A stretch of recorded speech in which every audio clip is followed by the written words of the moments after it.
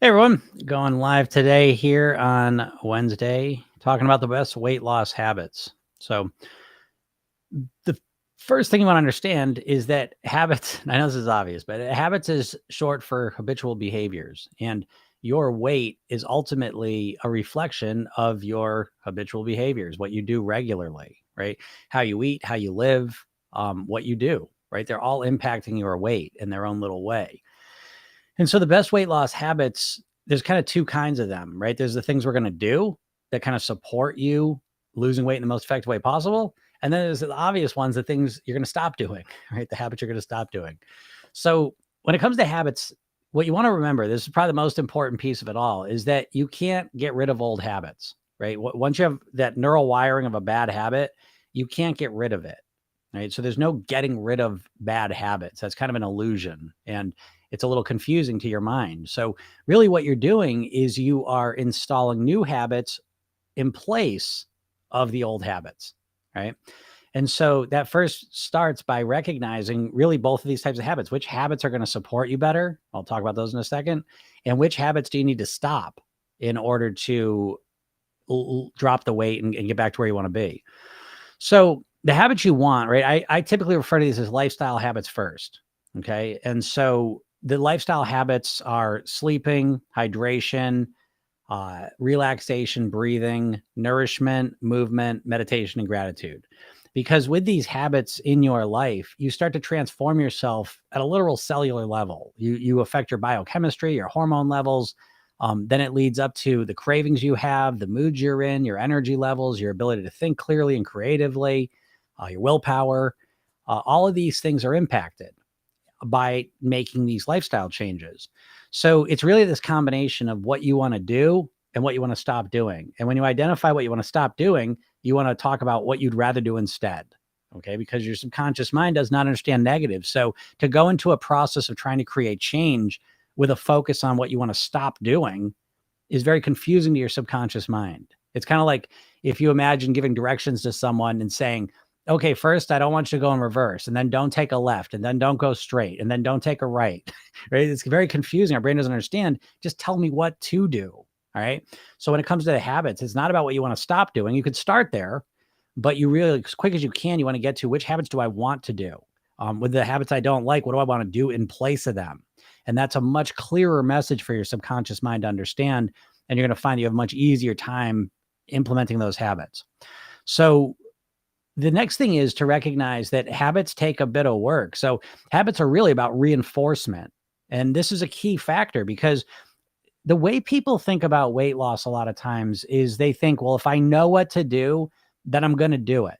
Right. So this is the diet mentality where it's like, let me just follow a diet and just give me the meal plan and I will follow it. And the big mistake there is thinking that consciously you're going to force yourself to eat and act in a new way. And that's what you're going to do. Starting tomorrow, I'm just going to eat and live in a different way. And I'm consciously going to force myself to do this new way. But that's not how your brain works, right? Your conscious mind is just a small part of your brain. You are a subconscious creature, right? You're primarily this subconsciously oriented person who's running behavioral programs on autopilot and then carrying them out. And so we want to recognize that because, again, the more you understand yourself, the easier it is to install habits that are going to help you succeed. But if you don't understand how your mind works, then you're going to go about it intuitively in a wrong way, most likely. Again, this idea that you're going to use your willpower and just force yourself to act in a new way. That's very short-sighted. And that's what diets are. Diets are at their nature very short-sighted, right? People code dieting as this temporary thing. I'm going to diet until I lose the weight. I just want to lose the weight. And they think in their mind of kind of this arbitrary finish line. Well, it's not arbitrary. I mean, the weight's gone. But the next question that follows that is how long do you want to lose the weight for? Right. And most people want to lose the weight a long time. So it's about understanding that what we're really looking to do here is not so much try and force ourselves to act in a new way. Now, and again, the other thing about that is it's fast, right? So just give me the plan. I'll just follow it. But we really want to be oriented towards long-term success, right? Mastering your weight once and for all, for good. And once you start expanding that time frame from just losing weight to living at my goal weight for the rest of my life on near autopilot, you start needing to influence your subconscious mind, because you can't consciously micromanage every little food decision you're going to make, every little behavior you're going to do. You'll tire yourself out. You will wear your willpower muscle out very quickly. It's not what it's meant for. And so instead, you want to use your willpower to implement and develop habits that run automatically that allow you to live at your goal weight, right? So it's a completely different approach. It's just a different focus than the diet idea where you're just going to micromanage everything you're doing. Okay. So how do you influence your habits, right? So once you know what the habits you want are, right? And so I kind of give you the lifestyle habits, the general ones. And then you identify the habits you don't want to have, the ones that are responsible for the extra weight. Then it becomes a process of how do you implement these new habits? How do you install them into your subconscious mind? And this is where it's very important to understand how your mind's made up. So you have a conscious mind that's very logical and rational. So you can read a book about nutrition and you can understand what you should eat, why you should eat it, how it's going to help you. And you use your conscious willpower to force yourself to try and eat that way. But that is a short-term approach. Again, it's very unsustainable. So what we want to do is we want to read that book and come up with some ideas, but then we want to program those ideas into our subconscious mind so that they run on autopilot. And the subconscious part of your mind runs much differently than your conscious mind. So you can read a book and understand all the logical reasons why you should do something. And your conscious mind likes that. That's what your conscious mind does. Your subconscious mind does not think logically. Your subconscious mind does not respond to that book the same way that your conscious mind does, right? And this comes down to, by the way, this is the core challenge you have of your managing your weight, is that you know what you should do and why you want to do it and how to do it, but you can't get yourself to do it consistently. And this is because you do not know how to program your subconscious mind. You might not even be thinking about your subconscious mind, but it is your subconscious mind that is just running the programs that have been installed in there, not by you necessarily. Some have been installed just through experiences you've had. A lot of it's been installed through commercials, nonstop commercials for eating certain foods. So a lot of these programs have been installed to our subconscious mind and they just run on autopilot. This is why when you want to lose weight, and you want to lose weight as much as anything in the world, you struggle to behave in a way that's congruent with that goal, right? Because your subconscious mind is still just running the same patterns and behaviors it's always running, you see? So this becomes the focus of shifting and program our subconscious mind to do the things we want it to do. And the way that we program our subconscious mind is through using your imagination. And so you know that if you've watched a movie or a TV show, that is hypnosis. Now it's being done to you. So you're literally being hypnotized. The real way to program yourself is to learn self-hypnosis, right? So I teach a process called self-hypnotic programming, which is where you use your imagination to program in new behaviors into your subconscious mind. But the process is very simple. It's kind of I guess a complex term, in a sense, but it's a very simple process. And it feels very much like watching a movie or watching TV where you are, what's happening? You're experiencing whatever is going on the screen and you're imagining that you're kind of in that scenario, right? So you're getting this vicarious experience from it and it's affecting you, right? You watch a comedy, you're laughing. You watch a horror movie, you're nervous and tense, releasing adrenaline into your body. You watch a sporting event and you're, again, releasing adrenaline and cortisol into your body. And so by imagining, you're watching something, but you're imagining that you're in that experience and you're literally having a physiological response to it. Think about this, right? This is the real power of hypnosis. So let me clarify this too. You got to get yourself out of the mindset of, oh, can I be hypnotized? Can I not be? You 100% can and are and have been your entire life and will be the rest of your life because you're primarily a subconscious creature, right? You operate primarily on autopilot most of your life. This isn't a bad thing, but it's just the way your brain is. And so when you want to create long-term changes, when you want to transform yourself, when you want to master your weight instead of just losing some weight for a little while, it's really a process of programming into your subconscious mind the new behaviors that keep you at that weight. Notice how hard it is for you to lose the weight, right? Because when you want to lose the weight, you're consciously trying to change your behaviors, but some part of you is compelling you to keep doing the same behaviors. That is your subconscious mind. And that is the power of your subconscious mind. Even when you use everything you can to fight against it, it still ultimately is winning. Okay. So instead of fighting against your subconscious mind, understand it, learn about it, figure out how you can communicate with it and program it so that it starts to do new behaviors that keep you at your goal weight, right? So I hope that makes sense. And so then it just becomes a matter of figuring out which habits you want, which behaviors you want, and then installing them in. And the process of installing them in, again, it's different. Consciously, you could read a book, watch a documentary, watch a video, and you could learn things, and it changes your conscious mind. You now think differently about it. But thinking about it differently does not mean that you behave different, right? You notice this. And so you need to think about your subconscious mind differently. It's not as easy with your subconscious mind to just give it some information and then it just changes. What you have to do is you have to reinforce that new behavior consistently. And we do it through imagination. There's ways to do it in a more powerful way, but we do it basically through a process of imagination and action. You use both of these to install the new behaviors you want to have that are going to help you reach your goal. All right. And so it's that simple. I don't know. I don't want to make it seem more complex than it is, because basically self-hypnotic programming is the first step is physiologically relaxing your body, because usually your sympathetic nervous system's activated, right? A lot of times when you think about your weight, you get tense, you get stressed, anxious, right? Because it's linked with kind of failure and frustration. And so the first thing you want to do when you're programming your subconscious mind is you want to relax and activate your parasympathetic nervous system, your fight or flight, or your rest and digest system. And you calm all this down, and this makes you much more receptive to whatever you're going to imagine. So think about it. When you're watching TV, you're very relaxed and calm, and you're just accepting what's being said. You're not arguing against everything. You're not saying, oh, I'm just watching light on a screen and sound out of a speaker. None of this is real. I'm sitting in my sofa. None of this matters. It's all fake. I'm not experiencing this. Like, you're not doing that. You're actively going along with the imagination, and you're just experiencing what you're watching in real time, and it has an effect on you. So it's that same process to install new behaviors into your mind. Now, the big shift here, I will say, there's a lot more to it. I can't go into all the detail, but the biggest thing I can suggest to you is that you start thinking about what you want to do instead of what you don't want to do.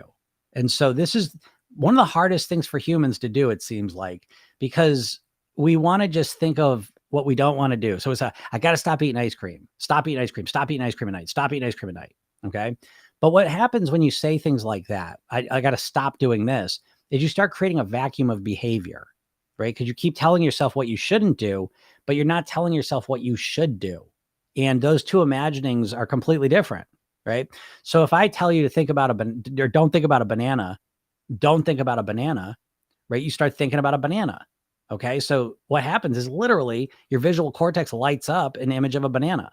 And looking at a banana or imagining a banana, there's not much difference. Both of those processes are lighting up your visual cortex. That's a banana. So when we say, I don't want to eat ice cream, what are you imagining? You're imagining yourself eating ice cream. Okay. Now you're saying don't eat ice cream. So you understand it, but you subconsciously are imagining yourself eating ice cream. And then you're kind of coming in and saying, don't do that though. Right. But that's a big difference between saying, don't eat ice cream tonight. Don't sit on the sofa at 8:00 and eat ice cream. I'm not going to do that tonight. Now, again, I've painted a very clear picture in my mind. And then I said, don't do it. And there's a big difference between doing that and saying, tonight at 8:00, I'm going to go for a walk around the block. Then I'm going to come home and I'm going to sit on the sofa and drink some water and, watch a show, whatever. Okay. The point being that now you're telling yourself what you're going to do. Now, here's the other part of this is that you start off with some general idea of what you're going to do. So just like I said, then you go and put it into action and see, did it work or did it not work? Because this is the secret. And this is what no one does with weight loss, is that it's about reinforcing and optimizing your strategies. Let me repeat that, because this is so uncommon when it comes to weight loss, because typically with weight loss, people think just give me the plan and I'm going to follow it, but that is not accurate. What's going on here, even if you get a plan, right? Even if someone just gives you the meal plan, doesn't matter. Keto, pick whatever one you want.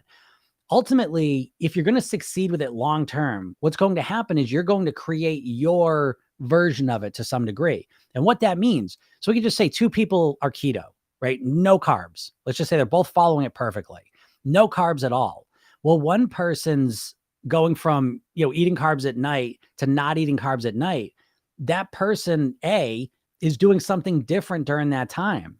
Now they're both not eating carbs. Fine. but the specifics of what they're actually doing. One person's going for a walk, drinking water, and doing yoga.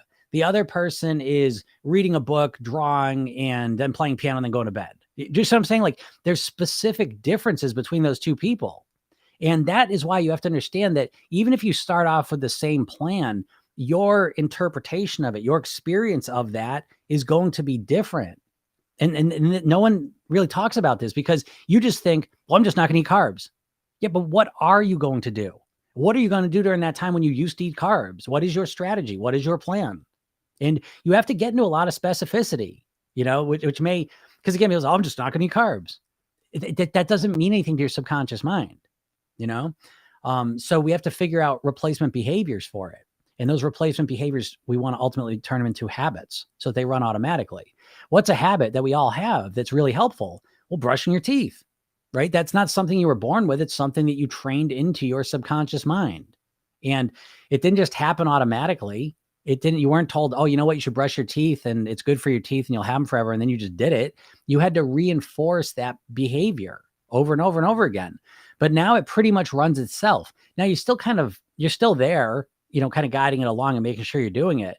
But it's 90% of it's just subconscious. You just do it. Oh, this time I brush my teeth. Oh, it's this time I brush my teeth, and it just runs on autopilot. So that's how you really want to optimize for change. I mean, that's the real secret to creating long-term change. And it's not what most people do when it comes to weight loss, because most people approach their weight loss in a very conscious oriented way, where they think they're just going to control, micromanage every little thing, with their willpower and by forcing themselves to act in a new way.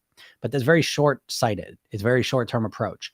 So again, it becomes this never-ending, I don't mean to scare you, but it becomes a never-ending process of programming these things into your mind, optimizing, tweaking them, making them better, programming more into your mind, And so that's the beauty of using habits, right? So what are the best habits? Again, it's up to each person. But as I said, the lifestyle pieces are really key to program in there as a foundation, right?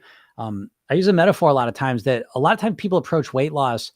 Like, imagine you're driving your car and you wanted to stop it, but you kept your foot pressed down on the gas. And then you just expected to stop it. You pressed really hard down on the brake, right? That's how most people try and lose weight. They've got their foot down on the gas. Metaphorically, that's their lifestyle. They're not getting enough sleep. They're not hydrated. They're tense and stressed. They're not nourishing their body. They're not moving enough. Their mind's, all over the place. And they're ungrateful. And so all of these things are creating a foundation that are causing excessive cravings, excessive hunger. You're exhausted. Your moods are all over the place. Your hormones are all imbalanced. And so if that's the physical reality you're dealing with, it's extremely difficult to lose weight because all of those factors urge you to overeat and to overeat the wrong foods.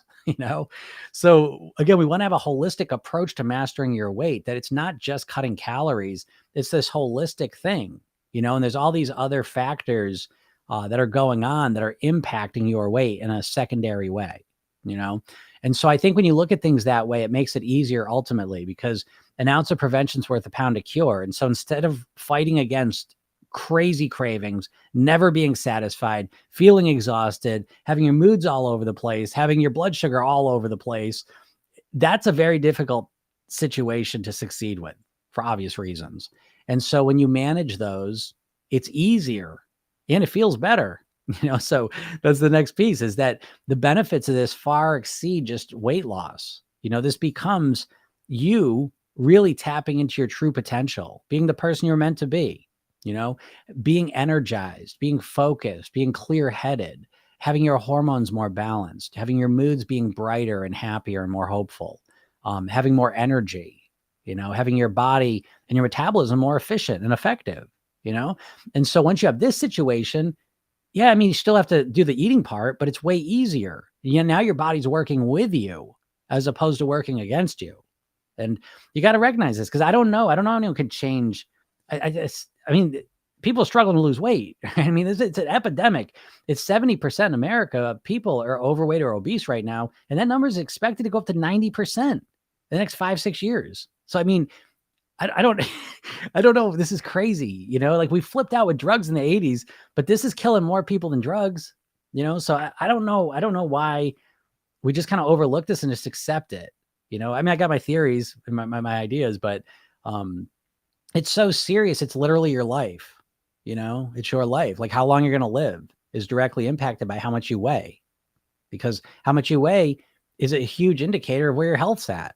That's not 100%, right? We know that now. You can be overweight and have healthier numbers than someone who's thin, but there's a lot of parallels. And so you need to look at this as a more serious thing. I was saying this today. I was doing a call, and I think I like to think about the food and the weight issue very much like cigarettes. Cigarettes are very informative when it comes to your weight, because if you think back to cigarettes, 100 years ago, no one thought cigarettes were unhealthy even, right? And 50 years ago, no one associated and equated cigarettes with lung cancer, which seems so crazy now, right? But they didn't. And that's for two reasons, because the cigarette companies sat on the studies and they kind of kept them out of view, but they knew they were there. And so during those decades where they were able to sit on these studies, they also flooded the zone with all sorts of bullshit. And so it got people all complicated. I don't know. Guess what they're doing now with the food, right? The same thing in the weight loss. I mean, most people I talk to, it's like, they don't even know what to do to start now. They're so confused, right? Why? Because there's a different diet every week and they're always telling you something different. It's on purpose. The diets are owned by the food companies, right? Weight Watchers was owned by Heinz. Jenny Craig was owned by Nestle.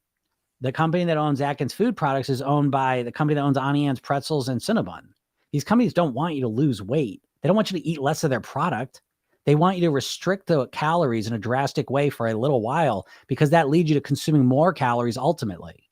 And so you get these half-assed diets that never really answer the big questions about how to actually lose weight. Because what your weight loss comes down to is, can you change your behavior? That's the question. You know what you should do and what you shouldn't do, right? If you were a robot and you just typed in what you're going to eat all day and then you did that, you'd have no problem losing weight. The problem is, you know what you should eat, but then when it comes time to do it, you can't get yourself to do it consistently.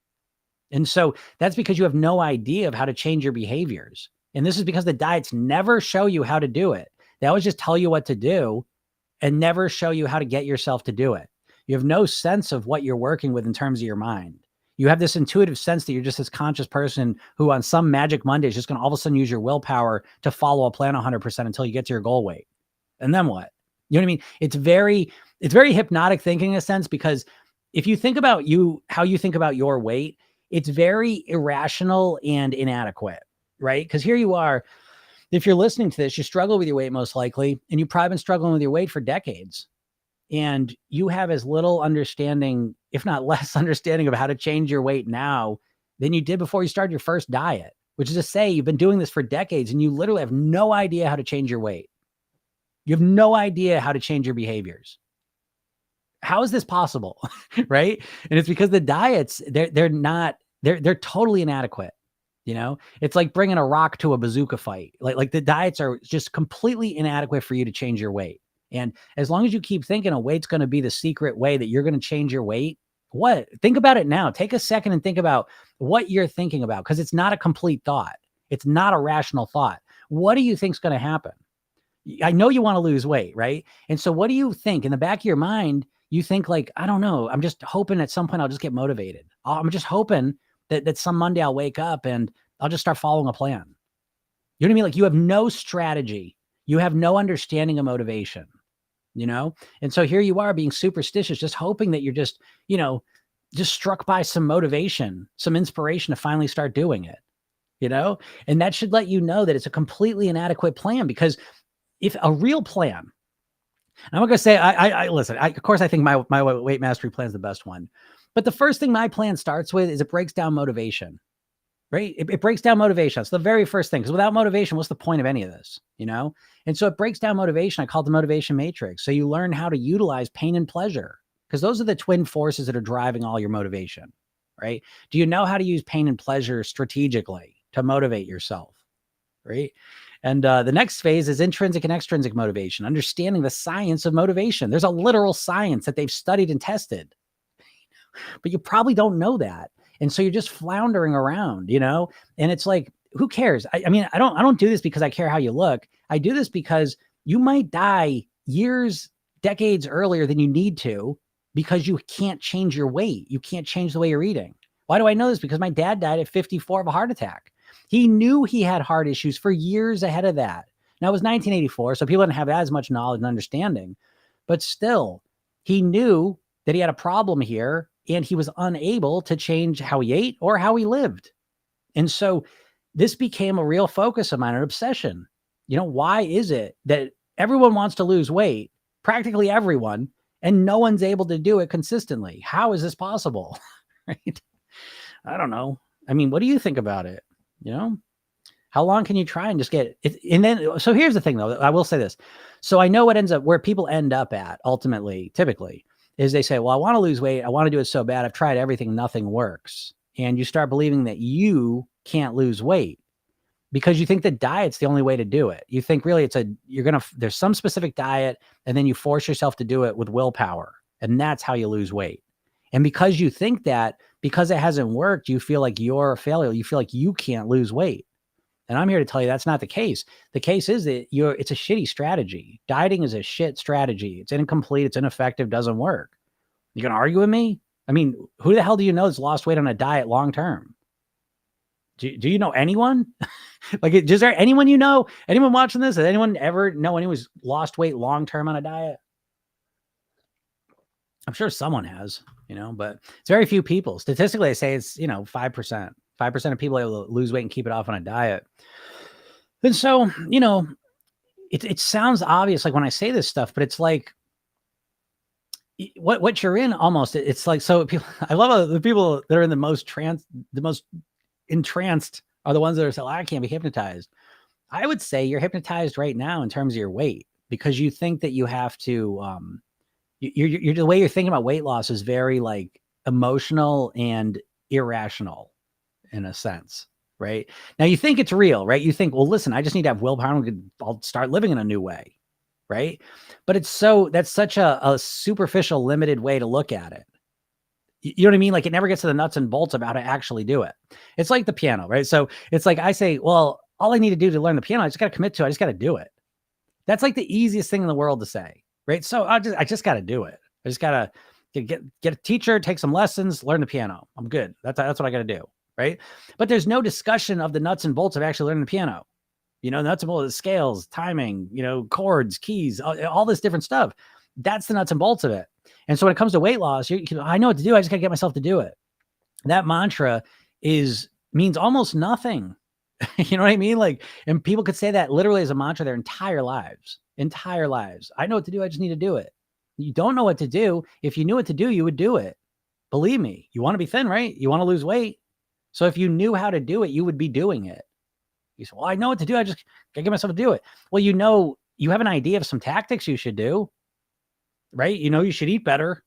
That means almost nothing. Oh, I should stop eating carbs. Okay, that's huge and vague. How are you going to get yourself to do that? What are you going to do when you had a shitty night of sleep and you wake up and you're really hungry? What do you do then? What do you do when you make a mistake? Oh God, right? Because what most people do, they start their diet and they follow it perfectly. And then the second they're making a mistake, they're off. Now they're done. All or nothing, right? And so it's all these approaches to losing weight that are completely, you've been hypnotized by the diets. A little snow globe. You've been hypnotized by the diets to think about weight loss in a very limited way. And so that's why I do all these lives and make these videos, because I just do it for free, just to let you know it's not you. It's really not you. Someone says I'm such an all or nothing type of person. Yeah, sure. And that can be okay in some things, but not with weight loss, because I'm going to say something's going to bum you out. But it's like, people approach weight loss like it's a sprint, but the reality is weight loss, weight mastery is forever. This is a marathon. It's a never ending marathon.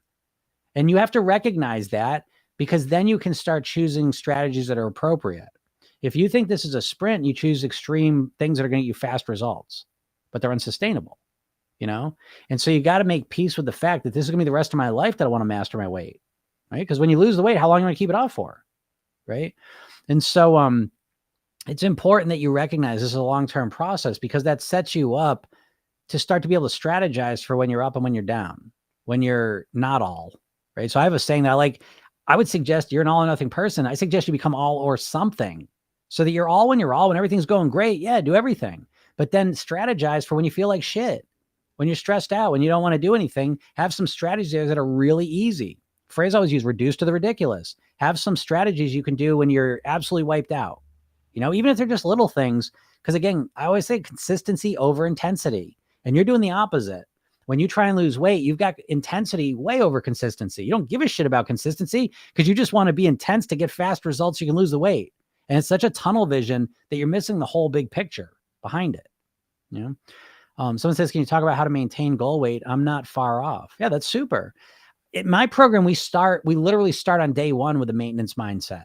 Okay. Because you have to, so you're ready for a big challenge. There's Melissa, congratulations. Okay. But get ready, because the psychology, people get so obsessed with the weight loss piece that they say it almost like a mantra. I just want to lose weight. I just want to lose weight. I just want to lose weight. You don't just want to lose weight.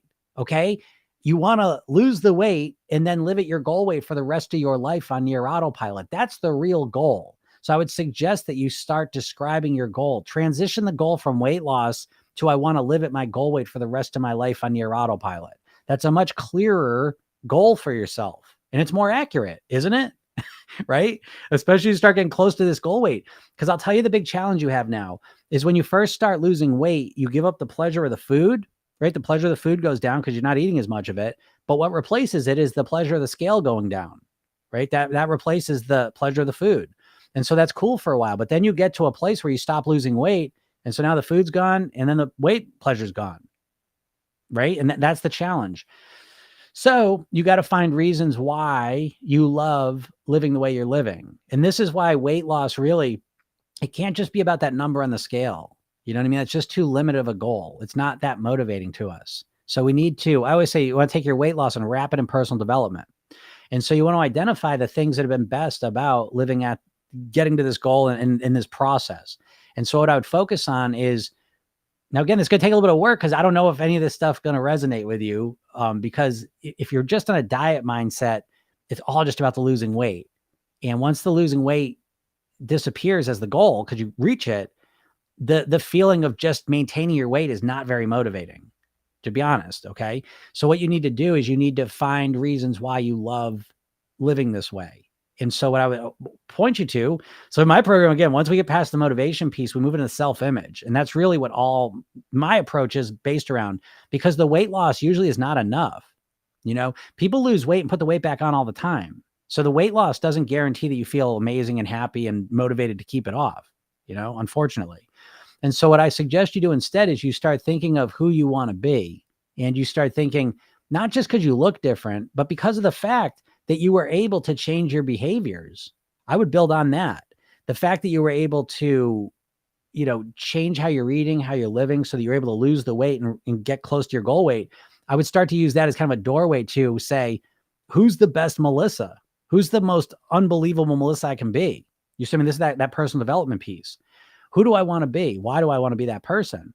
And you start organizing your motivation around being the best version of yourself. And the weight is just one aspect of that. And you start transitioning, instead of the weight, you start focusing on how you have more energy, how you feel more comfortable in your body, how you have more confidence, how you have more feelings of success and certainty within yourself because you've made this shift and change. You see, I start orienting around these things, because otherwise, you might be recognizing it, right? That you almost start, this happens again, it doesn't make sense logically, but a lot of times as people start getting close to their goal weight, they start feeling a lot of anxiety because they have not prepared themselves for maintenance at all. They've been so tunnel vision focused on just losing weight. And as the goal gets closer, they start getting really, really anxious and scared, because if all you've done is focus on losing weight, you got to be careful of this, that your mind says, well, what do we do now? You have not prepared yourself to live as a thin person. You know what I mean? The idea of being an overweight person who's going to lose weight for a little while is a much different mindset than one who says, I want to master my weight and live and be a thin person for the rest of my life, a thin, healthy person. Those are two totally different mindsets right from the get-go. And so it's not too late for you, but you got to make that shift and start thinking of yourself as a thin, healthy person, the best Melissa you can imagine, and get crystal clear on that and let that be the goal. Because that's almost the only chance I see of maintaining that.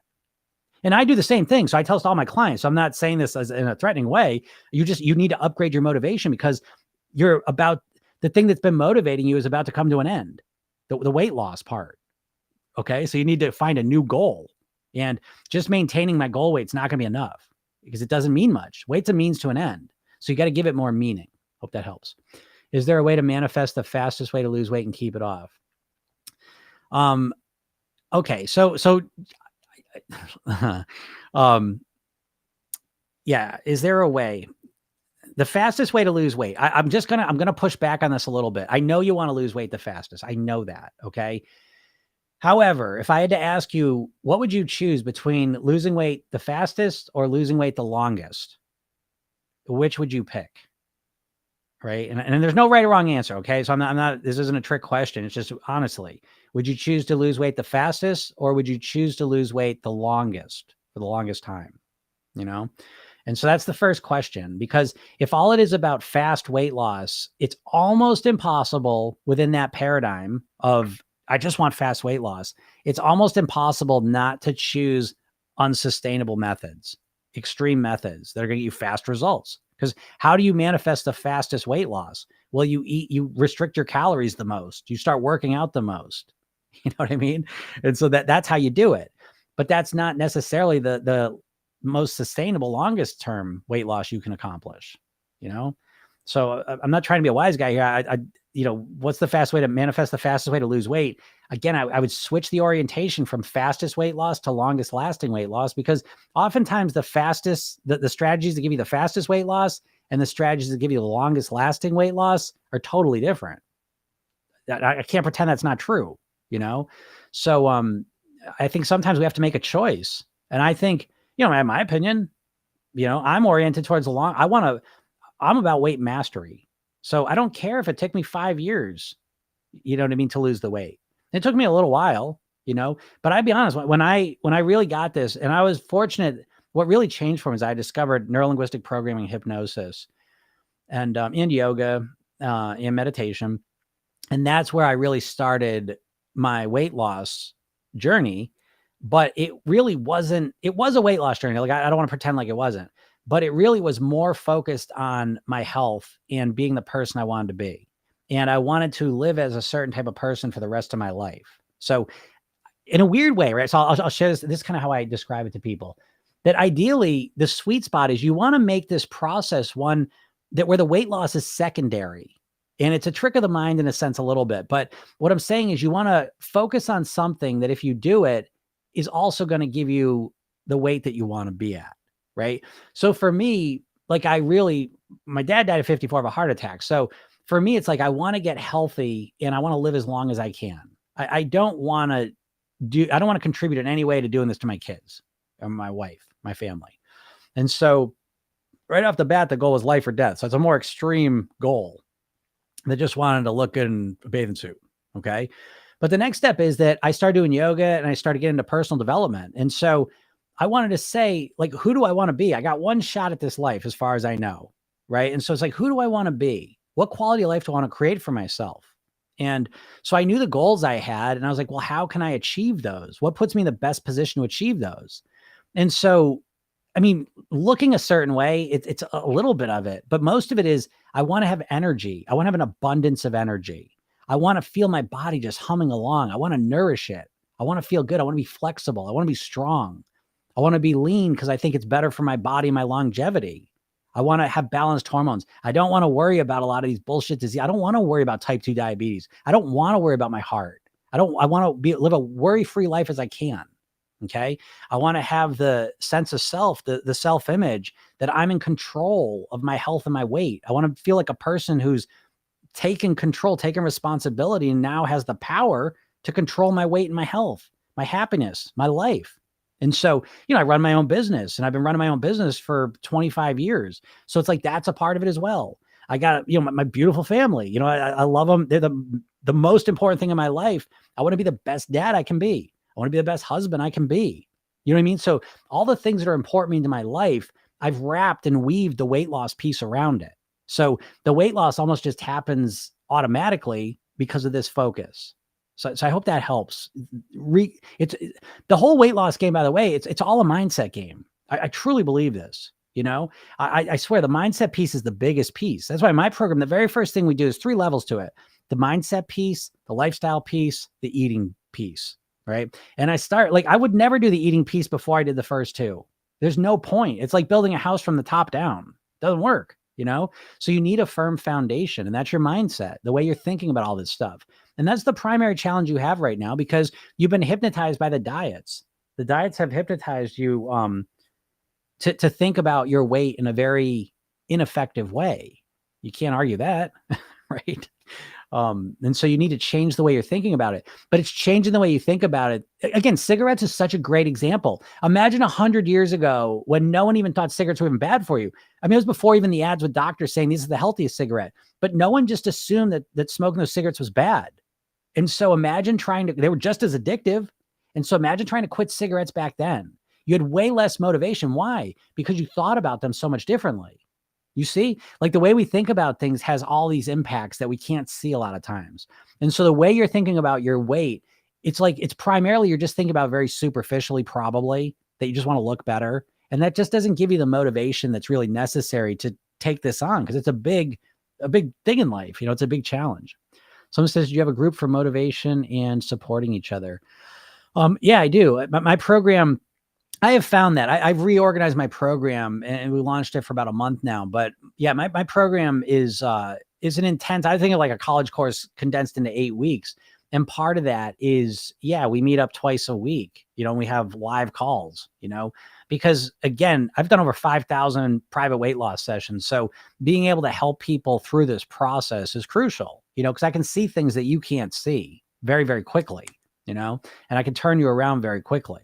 And so as you learn this and as you watch other people go through the same process, your understanding of what we're doing here increases. Your expertise, your ability to influence yourself goes up, and your ability to understand why you, oh, look at someone wrote. So someone wrote, I love this PYT program so far. I like having a totally different mindset regarding health and weight loss. Yeah, there you go.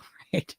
That's what I'm talking about. So it's this inside out approach to transforming your weight in your body, right? Because what everyone's doing is an outside in approach. You think that you're going to just control and take control of your eating and maybe exercising, and you're going to lose weight. And then you think that's going to turn you into a different version of yourself, and not necessarily, we know this because Maxwell Maltz was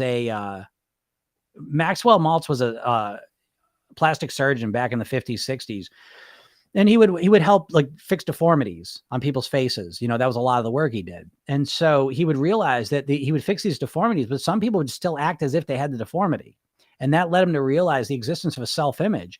We have this mental image of ourselves, and our physical body is kind of like it's a physical projection of our mental self, right? So the thing that's controlling your weight more than anything else is the self-image that you hold of yourself, the way you think of yourself. And if you've been struggling with your weight for decades, you created a personality built around struggling with your weight. Now you don't like it. You don't like the weight, but you're familiar with it. And you know how to be in the world as an overweight person. And so there's the thing that needs to change, almost like like people talk about like a weight set point, is that real? It's kind of like you have this subconscious thermostat that's controlling your weight, right? Because notice this, people don't think about this with the weight loss, but it's like you're always trying to lose weight. But notice that when you're not even thinking about your weight, rarely do people's weight just keep going up and up and up and up and up and up and up and up.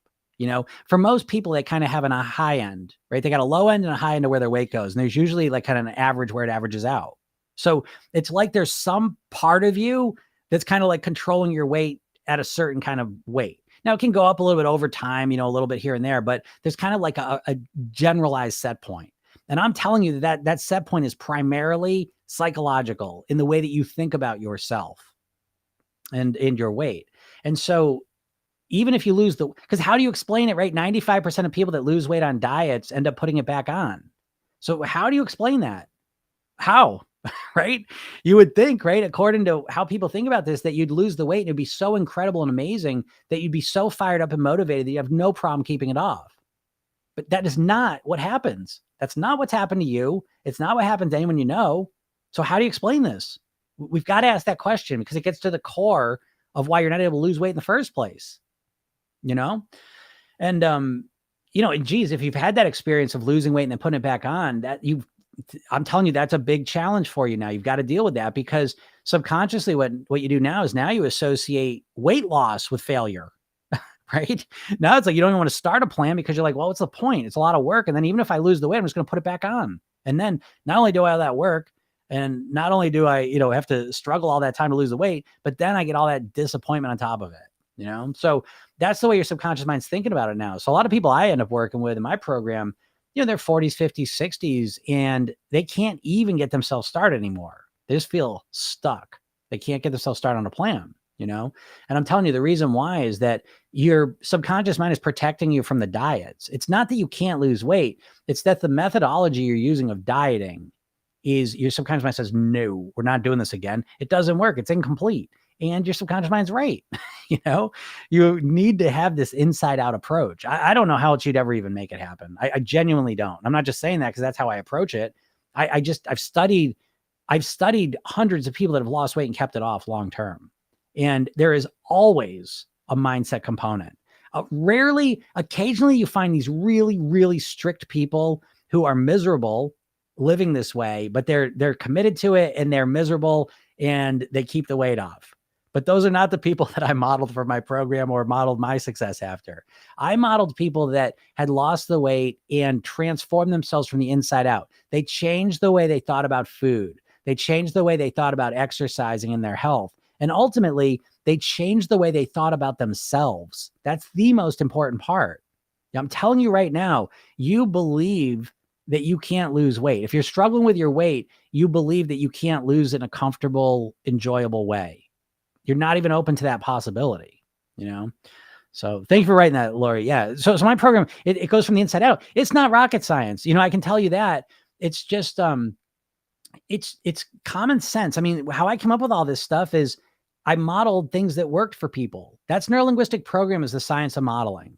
It's supercharged. There's a lot of like awesome mental techniques and stuff, but at its core, it's finding someone who's got the results you want. It's finding someone who's lost weight in a comfortable way and kept it off and saying, hey, what the hell did you do? What's going on? And not just what did you do on the outside? That's the point I'm trying to make. What did you do on the inside? How do you think about food? How do you think about exercising? How do you think about your habits? How do you think about yourself? How do you think about your weight? That's where the gold is. And no one ever asks this. Everyone's just so obsessed with the tactics of what you do on the outside. And you're missing the whole story. I can't express this enough, especially with weight, because weight is such it's a complex thing. There's so many factors to your weight, right? And people just focus on the physical one. And they think of it like most people think about their weight like a bank account, debits and credits, calories in, calories out, right? And that is important. Like it plays a part.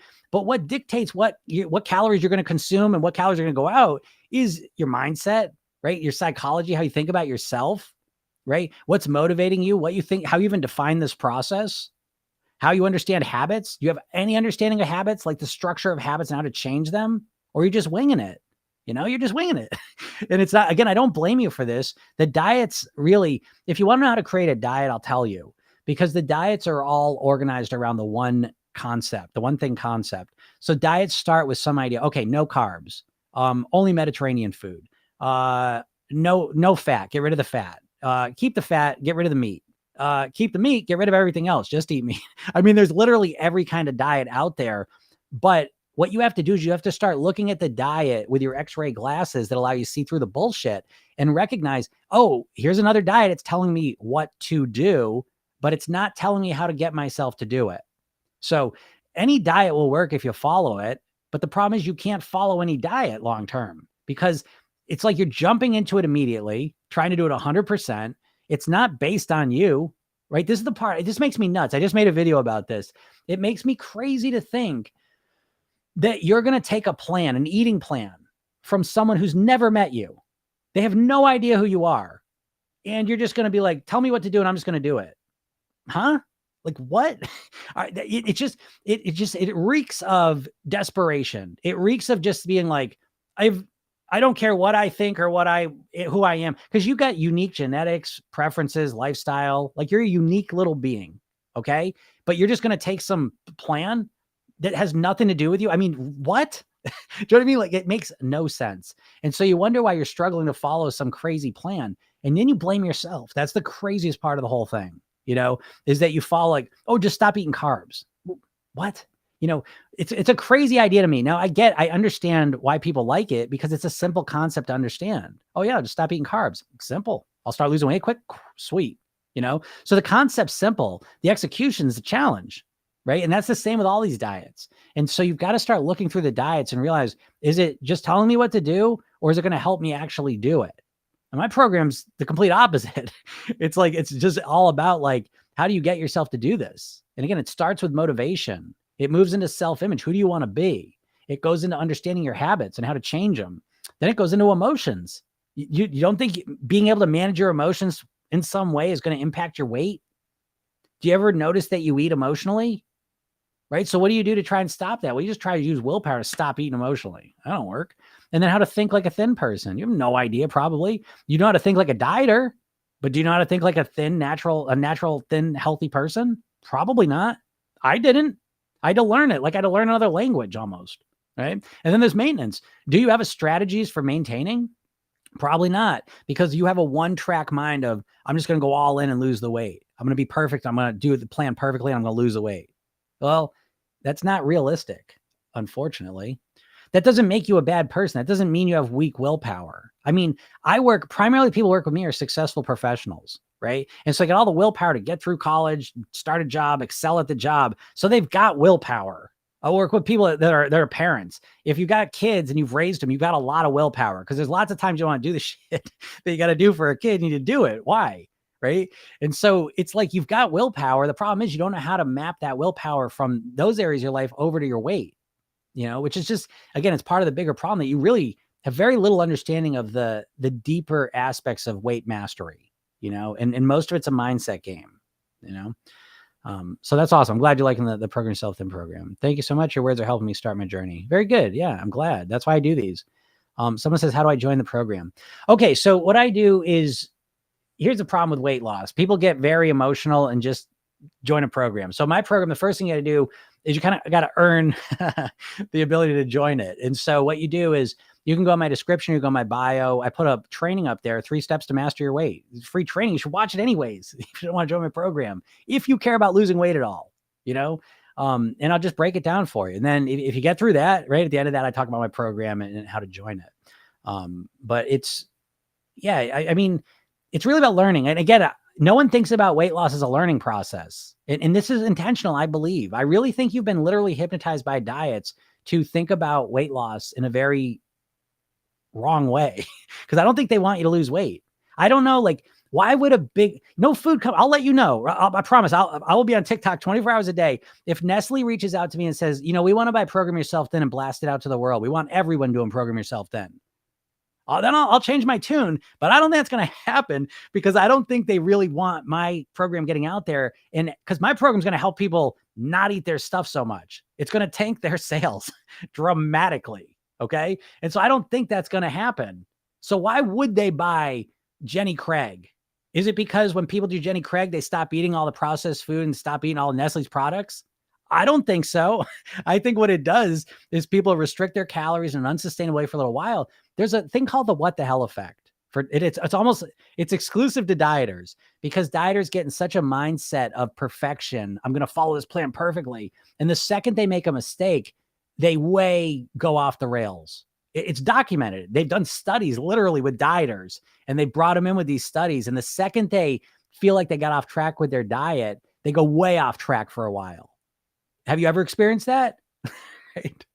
Someone says, this makes so much sense. I struggle with losing after a certain weight, even by not changing meals. Yeah. Yeah. That's what I mean. Like you have a subconscious thermostat controlling your weight. And it's more than this, but the simplest way to understand it is it's your self-image.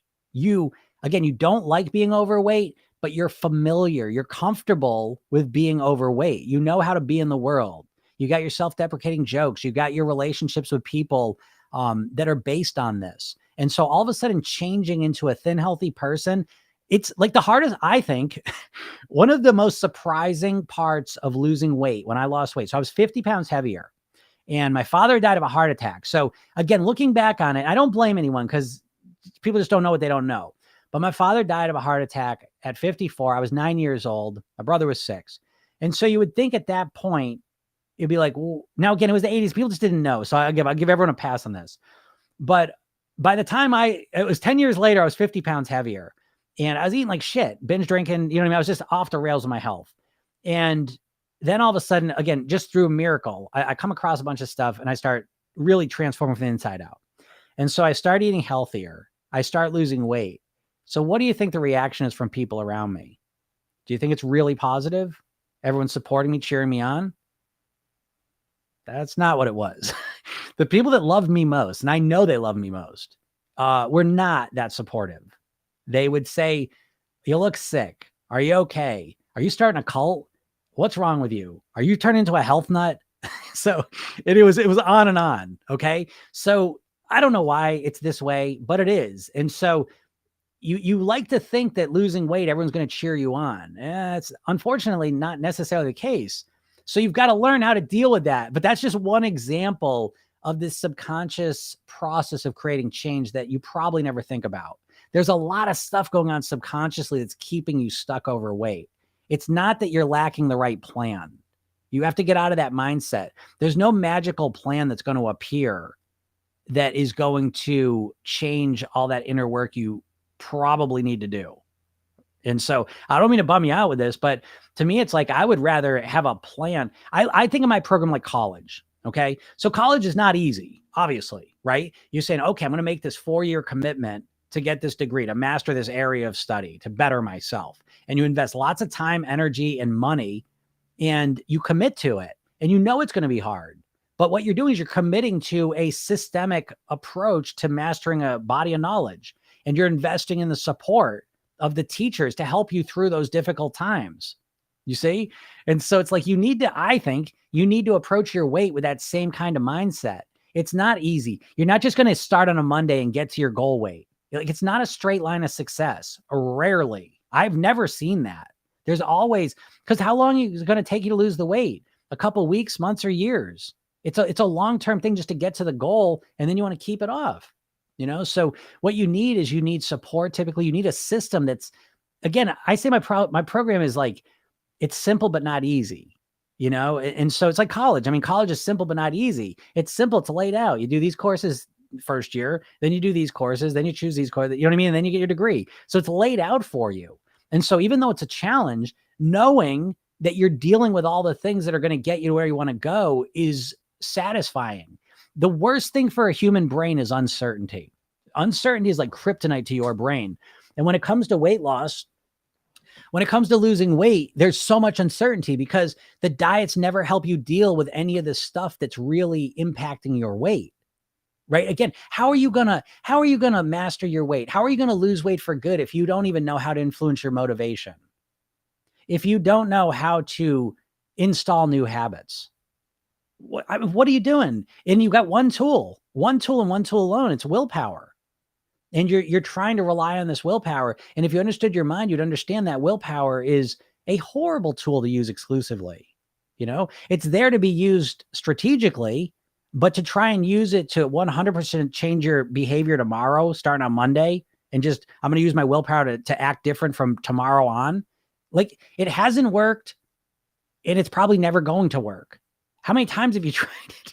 All right. Someone asked, what do we do once we identify the subconscious beliefs that hold us back? Yeah, great. So the first part of the process really is when we're taking a subconscious approach to change, right? So that's what I do, right? So my idea of changing your weight is really built around the idea that you're going to reprogram your subconscious mind. And so the first step of that is awareness, right? Just by nature, just by the words, you have a conscious mind that's aware of what you're doing and is aware of what's happening right now. And then you have a subconscious mind that just kind of runs things.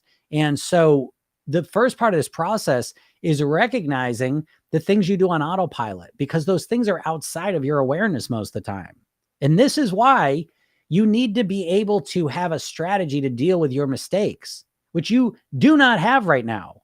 Most people, you know, they respond to mistakes when again, eating mistakes. So it's like they want to lose weight and then all of a sudden they eat a bag of cookies, right? And in that situation, people typically either say I'm never going to do that again, or they beat themselves up for the next, 3 days about it. Okay. Neither one of those things help you learn or grow or change at all. They keep you stuck. It's literally hypnosis to keep you stuck.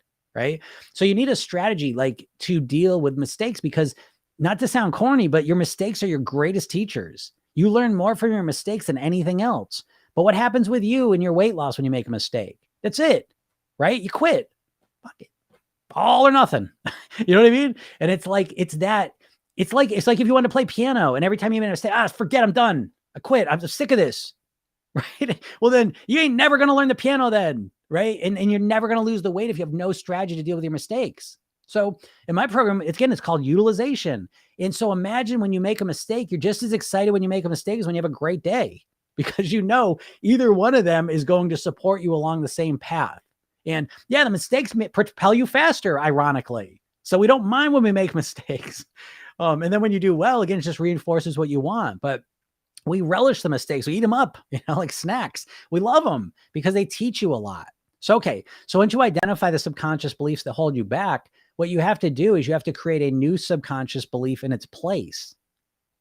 Okay. You can't just say, oh, I think so what are some subconscious beliefs people have? And if you want to give me yours, I'll speak specifically to your subconscious belief. That'll be more relevant and interesting. But what are some subconscious beliefs people may have? Well, they may say, I don't have the willpower to lose the weight, right? I have no willpower, so I can't lose weight. And so if someone believes that, what chance do they have, right? If they're holding that belief deep down. Now, again, it's not on the surface. You have to understand, let me put it this way, right? Limiting beliefs get a lot of their power from living in the shadows. And what I mean by that is that these limiting beliefs are in the shadows and they never get questioned. And so our subconscious mind just treats them as if they were real. And it's amazing that as you get in this process of questioning your subconscious beliefs, you really begin to believe that you can't change anything, but you don't realize what's going on. So it's becoming aware of these subconscious beliefs and then questioning them. And a lot of times they just melt in the face of questioning. And sometimes you got to work with them. So someone said, oh, okay, great. So this person says that I'm more interesting as someone overweight than people are shallow. Okay, now we're talking. And I really thank you for writing that, because that's what I'm talking about. I say sometimes, right, that I work in the realm of the stupid. And so what I mean by that is that our subconscious mind seems stupid to our conscious mind. Let's take Pavlov's dogs for a second, because you know Pavlov's dogs, he would show them the food, they would salivate, and he started ringing the bell the same times he showed them the food. And what happened is you took a natural response of salivating when they see the food, and he created a conditioned response of ringing the bell at the same time, so that he could just ring the bell and elicit the same response from the dog. Okay, so they could ring the bell and elicit the same response that the food would elicit. This is amazing. Now, this same thing you can do to people. They've done these same experiments. People run the same thing. As smart as we are, our subconscious mind just links things together. It's called associative conditioning. And so our minds hold on to these beliefs like we don't question them. They just kind of go in sneakily. And so it's coming up with them and understanding them that really is the secret. And we have to work through them. But these limiting beliefs may seem stupid to our conscious mind, right? Because you say, I'm more interesting as someone overweight. Like logically, that may make no sense, but subconsciously it makes a lot of sense and it's driving your behaviors. All right. So the person says, I know it's wrong. I can't help it. That's what we're talking about. And that gets to the heart of your whole struggle, by the way, right? You know what you should do. You know why you want to do it, but you can't get yourself to do it. That's not even the problem. The problem is you don't even understand what the hell is going on. How come I've been at this for 30 years and I don't know what to do. And it's because you don't understand your mind. You have this conscious mind, it's logical and rational. It's not running the show though. Your subconscious mind, which is irrational, just associative, just links things together, is running the show. Okay. So what I'd like to do is I'd like to go through, why do you think that first of all? Most likely because I had a very similar thing. My dad was known as an eater. He was obese, but he was the greatest dude on the planet. This guy, everyone loved him. He was just so likable, hardworking, awesome guy. It was unbelievable. Like the people came to his funeral. They had to have 2 nights of a wake. There was lines out the door. It was insane. People loved him. And so I always had this idea that being overweight makes you the fun guy. That's what it seemed like. And I've had to go through this multiple times. I did this with alcohol. I did this with being thin, doing yoga, right? I was like, if I do yoga, I'm not going to be funny. I'm not going to have a sense of humor. So yeah, it's these subconscious limiting beliefs we have that are keeping us back. So the first step is to bring it out and say, what? I believe that. And it's always that process. Like, holy cow, I can't believe I believe this. And Christina, I see yours. I'm gonna get to that in a second. So it's recognizing these subconscious ideas that are driving so much of our behaviors. They don't make any sense, right? So the first thing I would suggest is, so how do you influence the subconscious mind with that? So again, we're not using our conscious mind and our logic. We're recognizing. So let me give you a quick metaphor first. Our mind is like a cruise ship. The conscious mind is like the captain. The subconscious mind is like the crew. And for the ship to run properly, you need both of them, but they need to be doing their roles properly. The captain can't get pissed off the crew and say, get out of here, you're all fired. I'm going to do everything, because he can't maintain that. Now, that's what dieting is, right? When you say, that's it, I'm going to micromanage every food decision I make. And you can do it for a couple of days or maybe a couple of weeks, and then you get burnt out, just like the captain would. Maybe he could run everything for a couple of days, but then he's going to get exhausted and tired and not be able to do it. Okay. And we can't have the crew obviously kick the captain out, because we need the captain's guidance and intelligence and running the management of the crew. So we need both of them. But what we need to do is we need to learn how to communicate from the captain down to the crew. Because in this metaphor, imagine that, the captain speaks Chinese and the crew speaks French. And so there's a language barrier. And the barrier here is that our conscious mind understands concepts and language. Our subconscious mind, the language of the subconscious mind is imagination. And so we need to overcome that language barrier, that communication barrier. And we want to take conscious ideas and implement them subconsciously.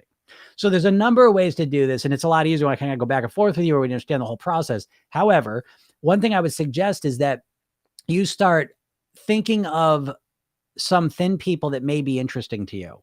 Okay. I would look for actual examples. Role modeling is kind of the royal road to fast results, because if you see with your own eyeballs, a person who's thin and interesting and a compelling person, that pretty much your brain, I see him. That's true. There's a person, there's an example, and that'll wipe it out. But you understand, like, what you've been doing, maybe you've recognized this limiting belief for a little while, but you've only been addressing it consciously. And you're saying, I know it's not true, but you haven't replaced it with a new idea.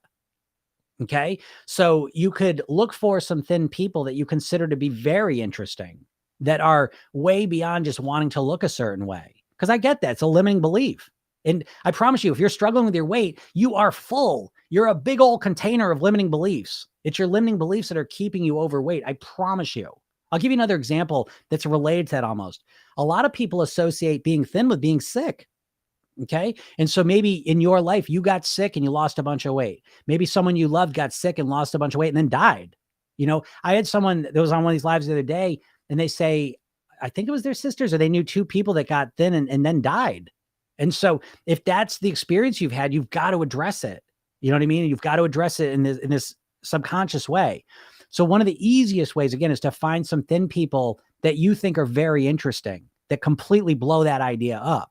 If you want to take it a step further, find some overweight people that are really shallow, and so give yourself some actual evidence, because your subconscious mind will reference those and it'll kind of blow that belief up. Now, you may need to do some more work on it, but that's get the idea, the gist of what I'm saying. Okay. Someone says my subconscious mind says I can't do it and that I will never get there no matter what I do. Yeah. Okay. So a lot of people are in that situation, but what you need to recognize is that you haven't done everything.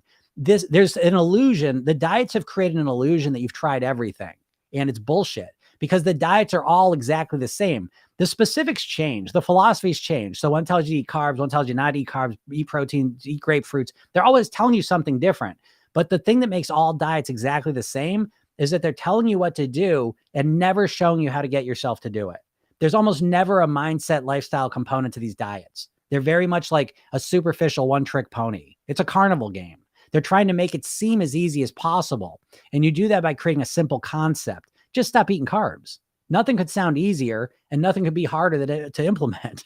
And so they're carnival games that just kind of give you this. So we sometimes create this illusion in our mind that we've tried everything and nothing works. But have you tried a mindset approach?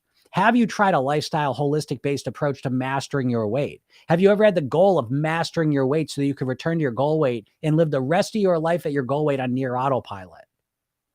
I'm going to assume not. And so that changes the narrative in your mind, because I promise you, you're in a diet trance. And when you think about weight loss, what you're actually thinking about is dieting. To the point that some people can't even imagine losing weight in any other way other than dieting. And it's an intentional thing. As I said, the food comes and the diets are the same thing. Listen, in the 70s, everything went wrong. What went wrong in the 70s? I keep meaning, I got to show you, I got a chart of America over the last 20 years. And it shows the obesity and the type 2 diabetes numbers just off the charts, where it starts off in the mid 70s, where almost no one's obese or overweight, around 20%. And almost very few people have type 2 diabetes. And as the years go by, it turns into 70% overweight or obese. Something happened. Well, what happened is the cigarette companies started divesting from cigarettes in the 70s because they knew the studies were going to come out linking their stuff to cancer. And so they went into food, right? RJ Reynolds went into craft, and lots of them divested into the foods. And all of a sudden they started using the same mentality to create the most hyper addictive products and to market in the most aggressive strategic ways. And now all of a sudden, that's what, in my opinion, there's more than just that, but that's a huge part of it. And so now all of a sudden, we've got these foods that are so addictive, and we've got this constant barrage of marketing and programming and hypnosis coming at us that we almost can't see outside of it. And that's around the exact same time that diets started. Weight Watchers was sold in 1978. So all the diets in the way that we know them really started around that same time period. And I swear they're bullshit. They don't work. How can you be trying to diet for 40 years not knowing this, and you're listening to me for 20 minutes here, and I'm giving you a completely different perspective on it? Like, how is this possible? Because I ain't the smartest person in the world. No way. These dudes that own all these companies and these diets and these big food companies, they have so much resources. You don't even know what you're up against. I was just saying this real quick, that Unilever, which owns Ben and Jerry's ice cream, how they come up with their flavors and their ingredients, their recipes? Because we tend to intuitively think like these companies are making their foods in the kitchen. They got people just kind of in their kitchen labs coming up with recipes and cooking stuff up. They put people into an fMRI machine, which scans your brain in real time, and they start dripping ice cream onto their tongue to see which ingredient concoctions, which recipes create the biggest pleasure center stimulation. This is what we're up against. Do you know what I mean? And so they've got us coming and going, so even when we look for solutions to weight, it's still them. You know what I mean? And they're still conditioning us that way. So yeah, so much of this whole process is freeing ourselves from the mental prison that we're living in. That your weight is primarily a mental challenge more than it is a physical one. And the physical one's there too, but the mental one's the biggest one. All right. Someone says, I still struggle to have ideas on what to do when a hit with stress. Yeah, sure. So the thing with stress is it's coming up with strategies. Managing your stress is crucial to being able to master your weight.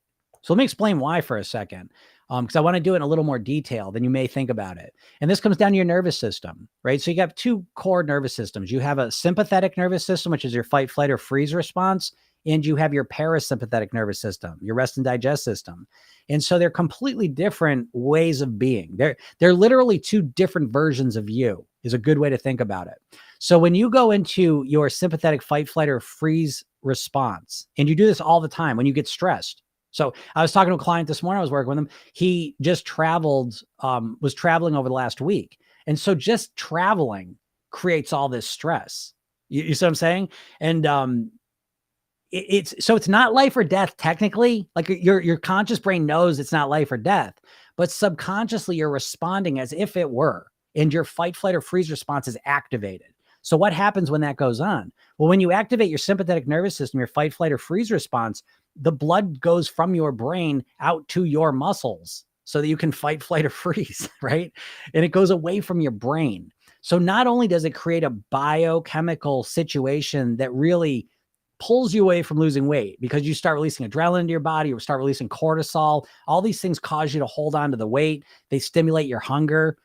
That goes on. But then psychologically is the big one. You pull the blood away from the brain, specifically your prefrontal cortex, which is on the top of your brain in the front, and it takes the most energy. Okay. So you pull the energy away from your critical, executive, logical thinking, your creativity, your clarity of mind. You pull your brain away from that and you become very emotional, reactive, responsive.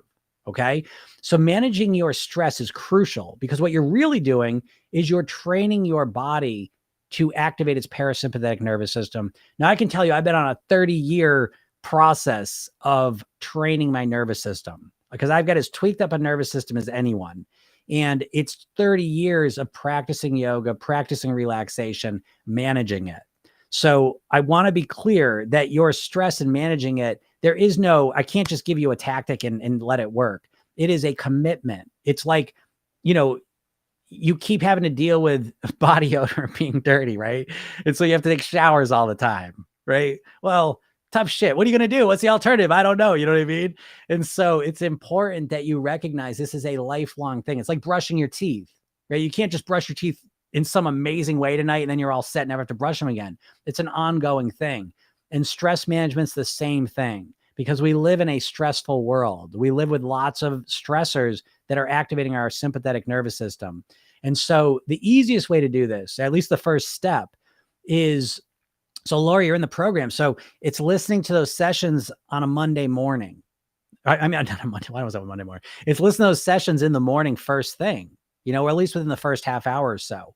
And it's every day experiencing and training your parasympathetic nervous system, relaxing, noticing what that feels like, getting used to it.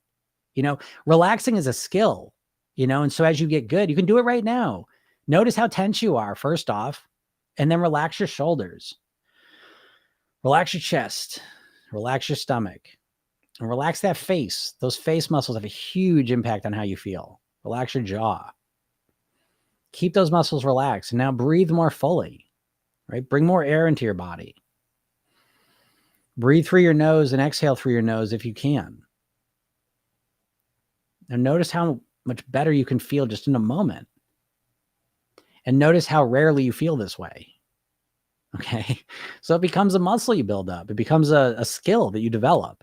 And yeah, it sucks. But like I said, I've had my own struggles. I'm not going to go into it now, but it just becomes, I wish I could just be more relaxed, but I guess I can't. I don't know. I'm working at it. I'm trying, but it's like, maybe I'll never be like the relaxed kind of person I thought I could be when I started this whole process. However, I am so much more relaxed than I used to be. And when I realize I'm stressed, my ability to let it go and relax is so much better.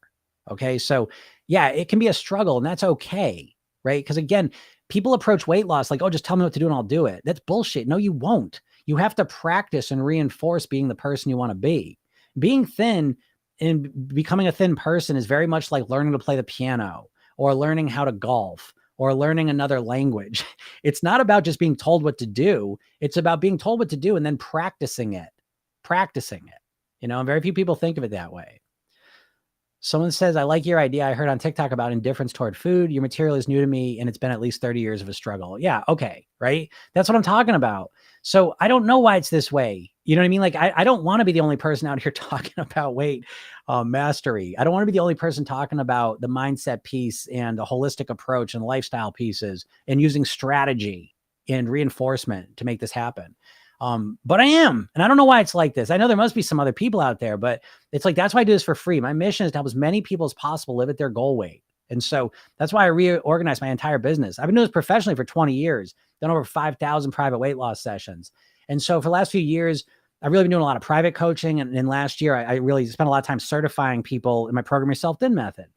And so, I just reorganized because I'm like, I got to get this stuff out there for free. You know what I mean? Like, just let people know there's another way to approach this. And so I have a program and stuff that I reorganized that as well. Because I mean, it's, if you want to commit to it, it helps to have a system and an ability to commit and an opportunity to invest in yourself. You know what I mean? Like, listen, we live in a modern America, modern world, money talks and bullshit walks. So it's like, when you value something, you invest in it, so there still is that part of it, but I'm telling you all the same stuff. Like, I'm telling it all to you, because I want you to realize that it's not you. If you've struggled with your weight, it's not because you're broken. It's not because you don't have willpower. It's not because you can't lose weight. It's because you have no real system that you're following. It's woefully inadequate. You're trying to put a Band-Aid on a bazooka wound. You know what I mean? Like, it's not enough. This idea that someone's just going to tell you what to do and then what? You're just going to do it? And it's absolutely insane, but you're walking around in this trance state of thinking like, I just need the plan. I've seen the plan. And it's just not enough. I mean, geez, even people that get like gastric bypass or lap band, where they literally shrink their stomach down, even those people eventually, at first it's just a dramatic thing and they eat less. But then there's a lot of people that end up just eating all day.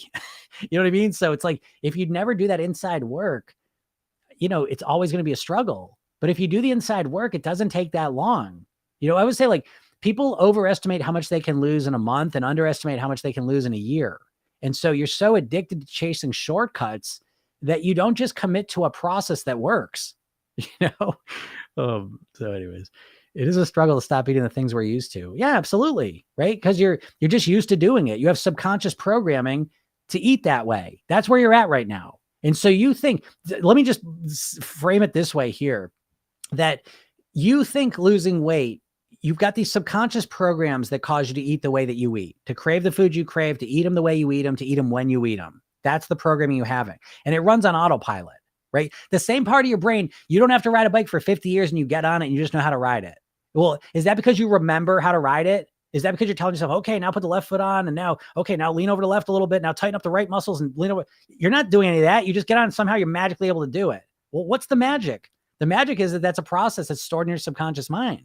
Okay. All your eating behaviors are stored in your subconscious mind. And so you have these eating behaviors that are programmed into you that keep you overweight. And your weight loss approach is I'm going to use my willpower to stop doing those. And I'm going to try and force myself to do something healthier. You see, it's bound for failure. So my process is to recognize these programs and to reprogram in new behaviors that run on autopilot that keep you at your goal weight. And so it's a process. It's not as fast. The fastest thing you can do is just stop eating. That's the fastest way to lose weight. But how long is it going to last? You know what I mean? You've got to take that into account,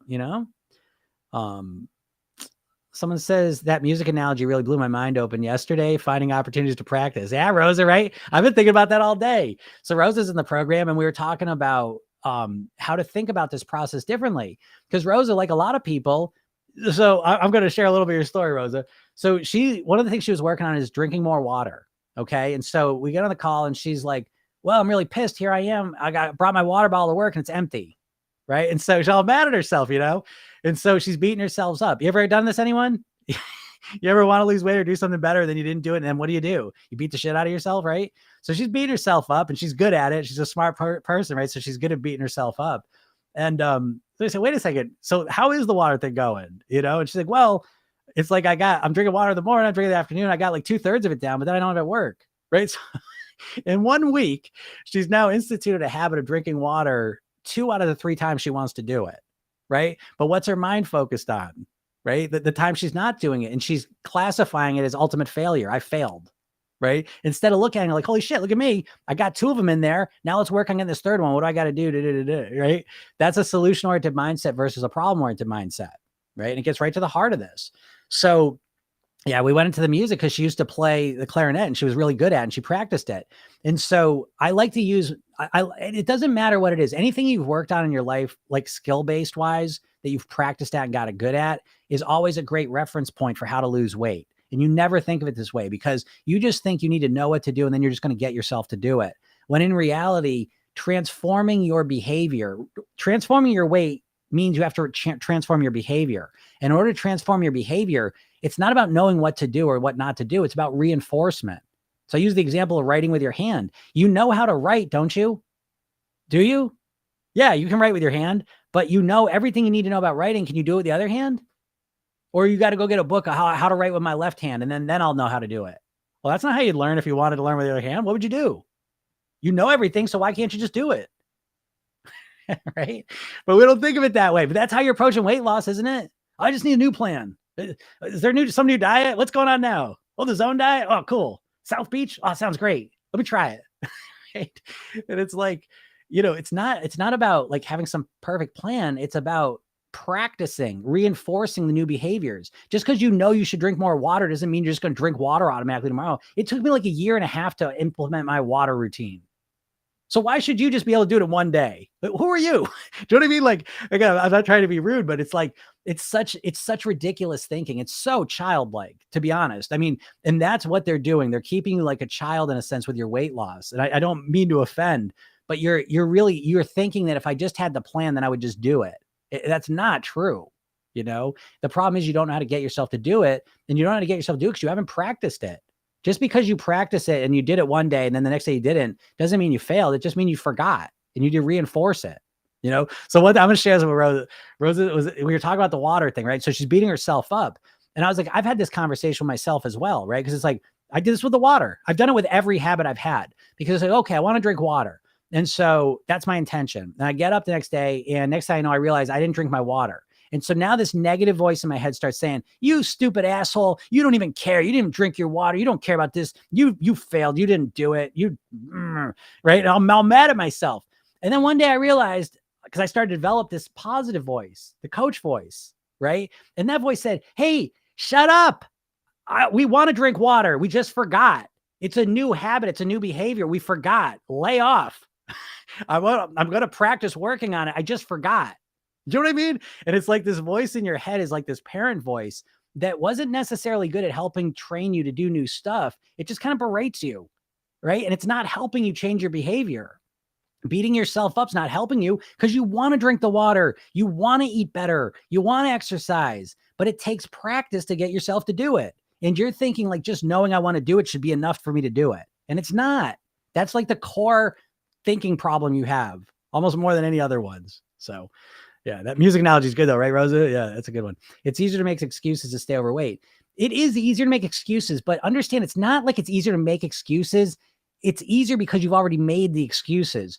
The main organizing principle of your brain is to conserve energy. That's the number one organizing principle of your brain. That's what it's evolved to do, is conserve energy. And so what happens is you've asked the questions, what's wrong with me? Why haven't I lost the weight? You're obsessed with that question. Why can't I lose weight? Why can't I stick to a plan? Why don't I do it? What's wrong with me? You're obsessively asking that question, and you're obsessively answering that question with the answers you've been going over for years. And so these are neural connections that are already there. And so it's not like you're just making excuses. It's just the way that you think about weight is ingrained. You've created all these connections. And so now it's very easy for you to run through them. It's way harder to say, okay, what would be the easiest way for me to master my weight? How can I lose weight in a fun and enjoyable, comfortable way? You don't have that answer. There's no neural connection there. You have to create it, and it takes effort, and it's hard, and you don't want to do it. But if you dedicate yourself to asking those types of questions consistently, you start coming up with answers. Your subconscious mind's a servo mechanism. It just answers whatever you ask it. Problem is, you keep asking questions about what's wrong with you. You're trying to diagnose and analyze the problem because you think if you come up with that answer that it's magically going to change everything. It is not, because the problem you have is a behavioral problem. And again, I bring it back to the piano or playing an instrument. I could tell you what to do. That doesn't mean you can do it. Do you understand? I was saying this, like I have a client who's a piano teacher, and she said the hardest people to teach were adults because they understand the concept of playing the piano immediately. But that doesn't mean shit. You have to practice it. And it's the same process for adults and kids. It just takes practicing to create the neural connections. And it's easier to understand a concept than it is to practice the muscle memory of installing that behavior. Back to the handwriting thing. You know how to write with your hand. The problem is you can't do it with the other hand. You haven't installed that behavior into your arm, in your hand. Okay. Hope that makes sense. So helpful to replace the thoughts. Thank you. Yeah. And by the way, so replacing the thoughts, that's the key thing, because your subconscious mind doesn't understand negatives. So you can identify a limiting belief and say, oh, it's bullshit. That's stupid. And that changed absolutely nothing. You have got to replace it with a new thought. You see, same thing with the behaviors. You can't just be saying, I shouldn't do this. I got to stop eating ice cream, stop eating cookies. And that's what diets are, aren't they? They're fixating you on the food you got to stop eating. And so subconsciously, diets are the perfect way to get you focused on the exact food that's causing you to be overweight. And so for a week or two, you won't eat it. And then you're going to blow up that food behavior, right? Have you ever noticed that? That you go on a diet, whatever food you pick, you're not going to eat. And then as soon as you get off the diet, you overeat that food, right? It's helpful. Someone says, I want autopilot. Yeah, of course you want autopilot. It's the best thing in the world. But notice how much of a better goal that is, right? Because subconsciously, when you think about weight loss, you think of it as primarily pain. We always have this pain pleasure scale subconsciously that weighs everything. And when it comes to weight loss right now, when you think about losing weight, subconsciously, you think it's going to be more painful and less pleasure than where you're at right now. This is why you have no motivation to lose weight. Okay. And you think it's going to be painful and less pleasure because you think of weight loss as dieting, and you think of dieting as miserable. It's depriving. It sucks. And you don't want to do it. You never ask the question, how can I lose weight in an enjoyable way? How can I lose weight so that it's on autopilot? That's not even part of your goal. It's not even part of your paradigm or worldly. You don't even know if that's an actual outcome you could get. You see? And because you don't know what's there, you're not even thinking about it. You're not even, moving in that direction. But as you start focusing on that and you start orienting yourself to that world, you start developing it. Promise you. Someone says the program creates the system structure, but you personalize it exactly to overcome, replace your own subconscious mind chatter. Thanks so much. Yeah, that's my program. The core of my program is a 60-page workbook you go through. So it's a bit of work, but once you have it, you've got your own personalized roadmap, mindset, lifestyle, eating blueprints customized to you to live at your goal weight for the rest of your life. And it's like, I don't know why. I don't know any of the program does this. I don't know why. I wish all the programs did this. I'll do something else. But it's like no one's doing this. And it's one of the biggest needs we have in the world. So yeah, you need to customize it to yourself, and you need a full system, to make it happen. Someone says, thank you for sharing your content. You're welcome. Yeah, I'm glad you enjoy it. All right. Someone says, can you give us an example of losing weight in a fun and enjoyable way, mindset wise? Thank you. Yeah. The secret is to not make it about weight loss. That's the secret. So I do it like I live the way I live, not because I want to lose weight. I do it because I love waking up energized, and I love using that energy to be the best dad I can be, to be the best husband I can be, to run a business that's successful. I love having energy. I love being able to study and come up with new ideas. I love playing guitar. I love doing yoga. I love meditating. I love having the energy to do that. I love what's potentially in the future for me. I feel better and better every day, year after year. I'm so excited to see where I end up, So do you see what I'm saying? There's no easy way there's no enjoyable way to lose weight necessarily. You have to reframe the process, and then the weight loss just kind of happens automatically. Okay. So that's the real secret, I think, is to make this about something other than weight loss. Because first of all, you have no motivation to lose weight, right? You live in this body and brain that have evolved in a food scarce environment. This is why a cookie feels so good to eat and a carrot doesn't, because your brain releases dopamine when you eat something with a lot of calories in it. It's not even about the taste. The taste is associated with the calorie content. Okay. They know this. They've put a tube into a stomach of a mouse, and they track their brain chemicals, and they can just literally insert into the stomach. So it's nothing to do with the taste. They insert into the stomach high calorie foods, and you release more dopamine. Less calorie, less dopamine. So you have a brain that wants you to overeat. It wants you to eat. It wants you to store fat. You see? So that's what we're working against. So you have no motivation to lose weight in your brain or in your body. No part of you wants to lose weight intuitively, intrinsically. So you have got to find other motivations that are born in you, intrinsic in you. And so survival, quality of life, relationships, being able to provide for people you care for, personal development, personal growth, progress, evolution. These are very compelling things. And so if you can make your weight loss part of those things, then the whole process takes on that shine. You see? So it's rare. Like losing weight is not fun. You know what I mean? Like in of itself, it's fun watching the scale go down. It's fun creating that change, but it's not like a motivating thing. If it was, it would feel like as you start eating healthy and start losing weight, you would feel like you did when you ate a cookie, and it just doesn't feel that way. So you've got to reframe this process. And I don't want to say it's a sneaky way, because you can never trick yourself, but you've got to have a different focus. The focusing on the weight is a very impotent goal. Like it just does not, it doesn't motivate you. There's no motivation there for that. Same with looking the way you want to look better. There's no structures in your brain or body to really want to look better, because you evolved in a situation where there's no scale, no mirror, no pictures, no fashion. You know what I mean? Like everyone looked the same pretty much. And you know what I mean? Like, so it's like, we don't have those mechanisms in us. That's why weight loss is hard, the way people approach it, because they make it all about the things we're just intrinsically not motivated about. That's why most people's weight loss is an extrinsic motivator. They just want to look better, And so, you got to reframe this process to make it easy, enjoyable, and automatic. Hope that helps. All right, everyone. Thank you so much. I really appreciate this. I got a bunch of new videos popping out. So check those out over the next couple of days, and have a great day, and we'll talk soon. Goodbye, everyone.